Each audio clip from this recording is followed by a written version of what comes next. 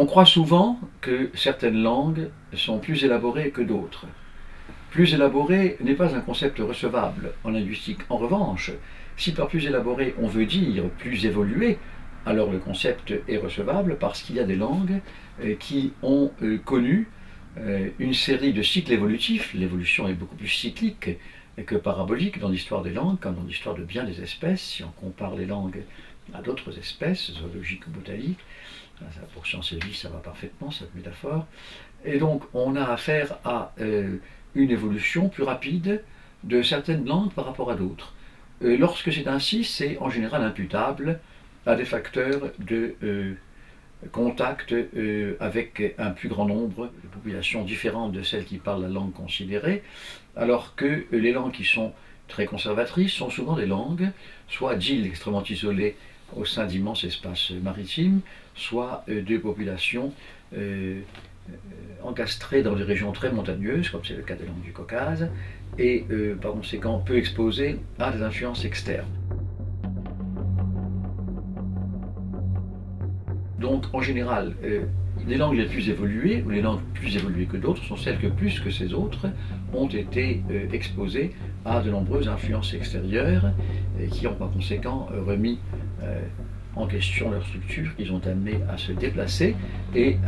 un problème connexe de ce développement que je suis en train de faire, c'est celui d'une caractéristique capitale des langues qui est l'emprunt.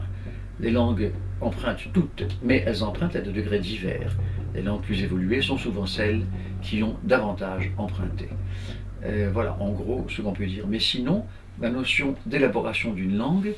à mes yeux, ne fait pas sens parce qu'elle impliquerait quelque chose d'inacceptable, évidemment, pour un linguiste, à savoir qu'une langue, parce qu'elle est plus adaptée à l'expression de l'univers et de ses complexités, est supérieure à une autre qui le serait moins. N'importe quelle langue est adaptée à l'expression de l'univers et de ses complexités.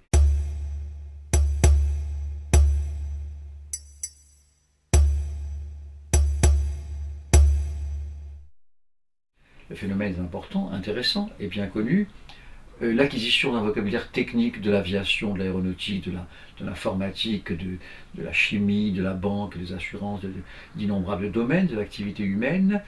est non pas plus élaborée, mais présente depuis plus longtemps dans certaines langues qui appartiennent au circuit d'échange économique, politique, etc. Du monde contemporain. En revanche, des langues qui appartiennent moins ouvertement à ce circuit, soit parce qu'elles sont restées longtemps dans une situation de colonisation, soit parce qu'elles sont moins au contact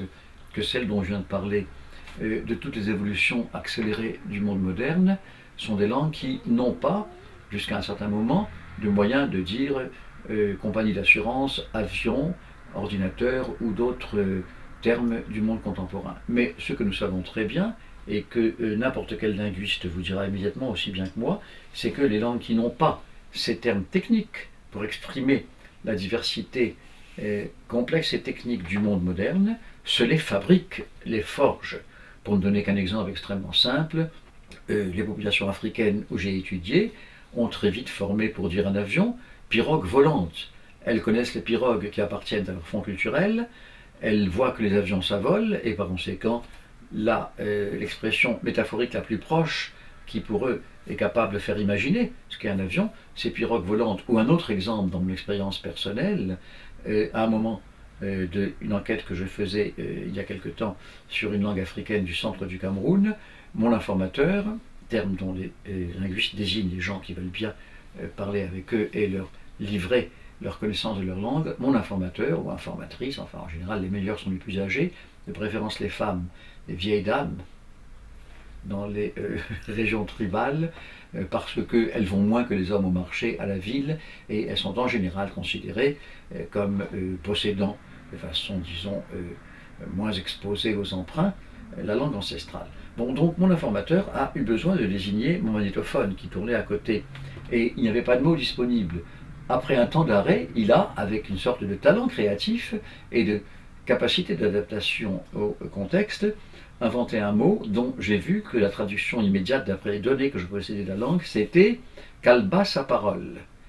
Le magnétophone est en effet une calebasse à parole, parce que comme les calebasses qui sont utilisées comme instruments de musique, parce qu'elles servent de caisse de résonance, elles ont une très grande forme creuse, il dégage, grâce à un creux qui sert de caisse de résonance, il produit des paroles. Quel est le critère qui permet de savoir que une création, une innovation, souvent fondée sur un talent individuel, va devenir une sorte de possession du talent collectif? C'est que, à mon retour sur ce terrain l'année suivante, j'ai constaté que le mot Ngaobe, qui veut dire qu'Alba sa parole en boum, la langue que j'étudiais au centre de l'Adamawa, eh bien, on avait affaire à une acquisition généralisée du mot Ngaobe, qu'Alba sa parole, et critère encore plus souverain, les gens ne savaient pas, quand je leur ai demandé, d'où ça venait. Moi, je savais très bien quel était le Dieu qui avait prononcé le mot la première fois, puisque j'étais témoin de cette genèse d'un mot. Tandis que la majeure partie de la population, qui n'assistait pas à l'entretien, ou qui avait trouvé que le mot était bon et qu'il comblait une lacune pour désigner un magnétophone, j'étais pas le seul spécialiste de langue humaine à y aller, il y avait aussi des ethnologues, des géographes, etc. Donc le mot servait, ils ont tous plus ou moins un magnétophone ou un instrument comparable, eh bien,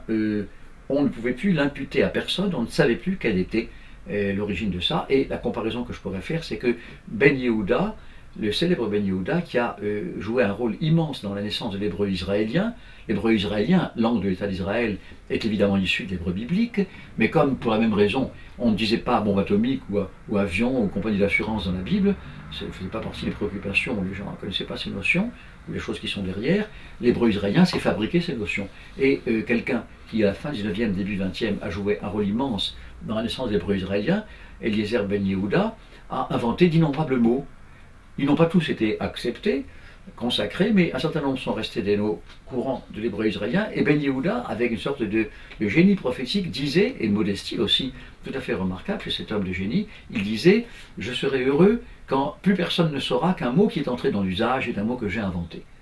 Il avait parfaitement saisi ce critère.